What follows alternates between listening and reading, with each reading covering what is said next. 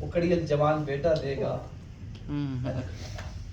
وہ اپنی بیٹی کے زخمی کان میرے سامنے پیش کرے گا، ابراہیم میں رکھ لوں گا۔ اللہ اکبر، وہ جو دے گا میں رکھ لوں گا۔ عزادارو، حضرت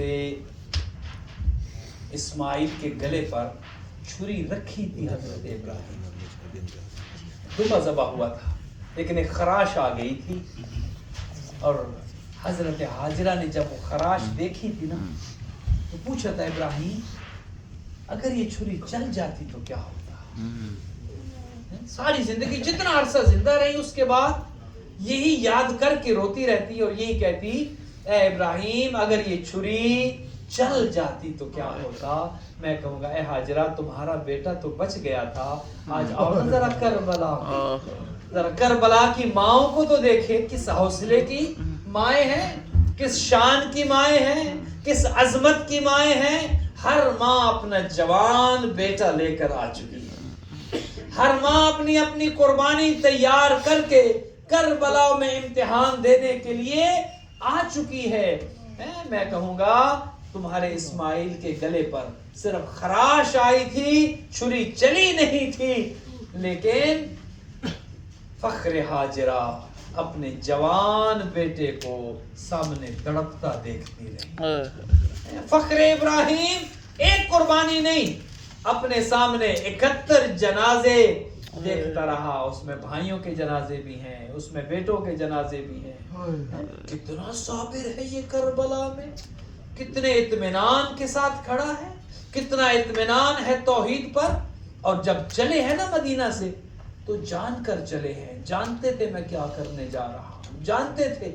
جب حضرت محمد حنفیہ نے پوچھا تھا نا کیوں جاتے ہیں تو کہا تھا شاء اللہ یرانی قتیلا، خدا مجھے شہید دیکھنا چاہتا ہے اپنی راہ میں۔ تو محمد حنفیہ نے کہا تھا اگر جاتے ہیں تو جائیں، یہ علی و بطول کی بیٹیوں کو تو نہ لے کے جائیں۔ تو کہا تھا شاء اللہ یراہن سبایا، خدا کی مشیت یہ ہے کہ زینب و ام کلثوم کے ہاتھوں میں ہتھکڑیاں ہو، ان کے ننگے سر نہ ہو تو اسلام نہیں بچتا۔ خدا کی مشیت یہ ہے کہ یہ گھر قربان ہو جائے اور اس مقام پر امتحان لیا جائے تاکہ ان کا صبر بھی پتہ چلے اور ظالم کا ظلم بھی پتہ چلے۔ لیکن ایک جملہ میں عرض کر دوں، کربلا میں ظالم کا ظلم تو پتہ چلا کہ ظالم نے کس حد تک ظلم کیا، کس حد تک ظلم کی حدیں پار کی ظالم نے، بچوں کو معاف نہیں کیا، عورتوں کو معاف نہیں کیا، کس حد تک ظالم گیا۔ لیکن کوئی تاریخ یہ بتانے کے لیے تیار نہیں ہے کہ کربلا میں صابر کا صبر کس پیمانے پر تھا، صابر کا صبر کتنا تھا۔ ظالم کا ظلم تو لکھا سب نے، لیکن صابر کا صبر کتنا تھا نہیں۔ ہر مصیبت آئی اور آنے والی ہر مصیبت پہلی مصیبت سے زیادہ تھی، لیکن کتنا صابر ہے۔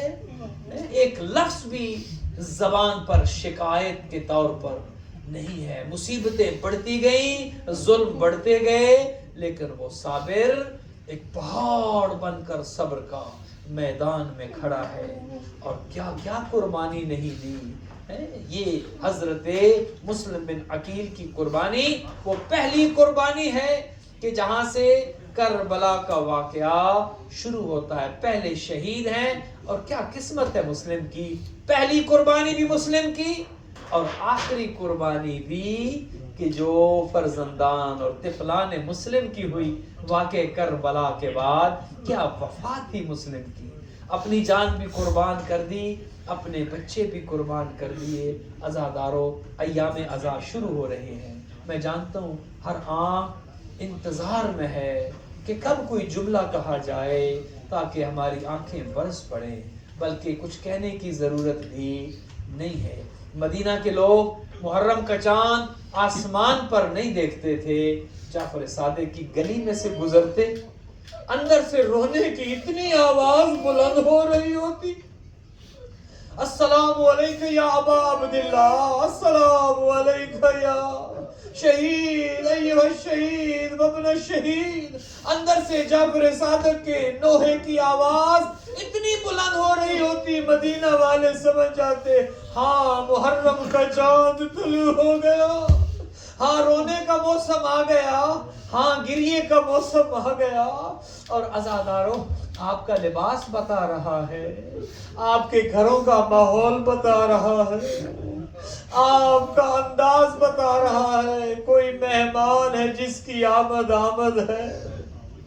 آپ کا انداز، آپ کی گفتگو، آپ کا چال چلن بتا رہا ہے آپ کسی کے انتظار میں ہیں، اور جانتے ہیں صرف آپ انتظار میں نہیں، ایک دکھیاری ماں بھی تو ہے جو زخمی پہلو پہ ہاتھ رکھ کے کہتی ہے او میرے رونے والو، او میرے شہید کو رونے والو، او میرے حسین کا ماتم کرنے والو، میں نبی کی بیٹی تمہاری ممنون ہوں، میں مجلس میں آ کر رومال لے کر آتی ہوں، روایت کہتی ہے فی یدہا خرقۃ، ہاتھ میں رومال لے کے آتی ہے، کہتی ہے او میرے حسین کو رونے والے، تمہارے آنسو زمین پہ نہیں جانے دوں گی، اپنے رومال میں لے لوں گی، اور اے میرے حسین کے عزادار، میں تم سے وعدہ کرتی ہوں جب خدا مجھے کہے گا اے بنت پیغمبر جنت میں داخل ہو جائے، کہتی ہے میں جنت کے دروازے پہ بیٹھ جاؤں گی،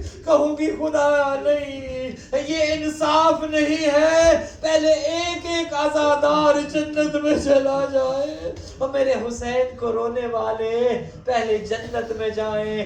رو رو کے کہتی ہے تم سن کے روتے ہو، تم نے علی اکبر کو تڑپتے نہیں دیکھا ہے، تم نے قاسم کے سینے میں برچھی لگتی نہیں دیکھی، تم نے علی اصغر کو حسین کے ہاتھوں پہ تڑپتا نہیں دیکھا، عزادار تو سن کے روتا ہے، لیکن کیا حوصلہ تھا ان کا جو مائیں در خیمہ پہ کھڑی اپنے لال تڑپتے دیکھتی رہی، اور کیا حوصلہ ہے اس حسین کا جس نے مسلم کی قربانی سے لے کر پھر روز عاشور ہونے والی قربانیاں اپنے سامنے دیکھتے رہے۔ عزادارو دعا کریں کسی کو پردیس میں موت نہ آئے۔ آپ سے بہتر کون سمجھتا ہے پردیس کا دکھ ہے، عالم غربت، پردیس کا غم کس حد تک انسان کو اذیت دیتا ہے۔ مسلم حسین کے سفیر بن کر آئے اور اپنے شہزادوں کو بھی لے کر آئے۔ ایک وقت وہ تھا کہ مسلم کے ہاتھ پر 18,000 بیعت کرنے والے ہیں، اور پھر ایک وہ وقت بھی آ گیا کہ مسلم نے جو نماز پڑھا کر پیچھے دیکھا تو کوئی ایک بھی نہیں ہے جو یہ کہتا او مسلم حسین کے سفیر تم کوفہ میں مہمان ہو، تم پردیسی ہو، ہاں ہم تمہاری مدد کے لیے موجود ہیں۔ عزادارو جب سب نے ساتھ چھوڑ دیا، اب مسلم ہیں اور کوفہ کی گلیاں ہیں، نہ تو راستوں کا پتہ ہے نہ راستوں کی پہچان ہے۔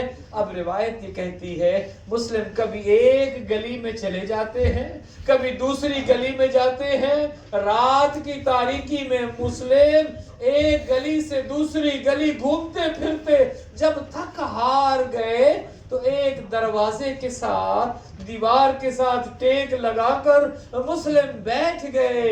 اندر سے خاتون نکلتی ہے جو اپنے بیٹے کے انتظار میں تھی، کیا دیکھتی ہے کوئی نامحرم دروازے پہ بیٹھا ہے، یہ کہتی ہے او عبد خدا تیرا اس طرح میرے دروازے پہ بیٹھنا موضوع محسوس نہیں ہوتا۔ مسلم کہتے ہیں دیکھو اگر لا سکتی ہو تو پانی کا ایک جام مجھے لا دو، میں کہوں گا پتہ نہیں مسلم کب سے پیاسے تھے۔ توبہ اندر گئی، اندر سے پانی کا جام لے کر آئی، مسلم نے پانی پیا، پانی پی کر ہاں کربلا والوں کو یاد تو ضرور کیا ہوگا۔ مسلم نے اپنے گھٹنوں پر سر رکھ کر کسی گہری سوچ میں ڈوب گئے۔ مسلم یہ خاتون اندر چلی گئی، اپنے بیٹے کے انتظار میں تھی، کچھ دیر کے بعد یہ پھر دروازے پہ آتی ہے، کیا دیکھتی ہے؟ مسلم پھر وہیں بیٹھے ہیں. یہ کہتی ہے عبد خدا میں نے تم سے کہا تھا کوفے کے حالات اچھے نہیں، رات کا ماحول ہے، تم اجنبی ہو نہ محرم ہو، میرے دروازے پر اس طرح بیٹھنا اچھا نہیں ہے، اپنے گھر کیوں نہیں جاتے؟ عزاداروں جب گھر کا نام آیا نا تو مسلم نے اپنے گھٹنوں سے سر اٹھایا، کہاں جائے وہ جس کا کوئی گھر نہ ہو.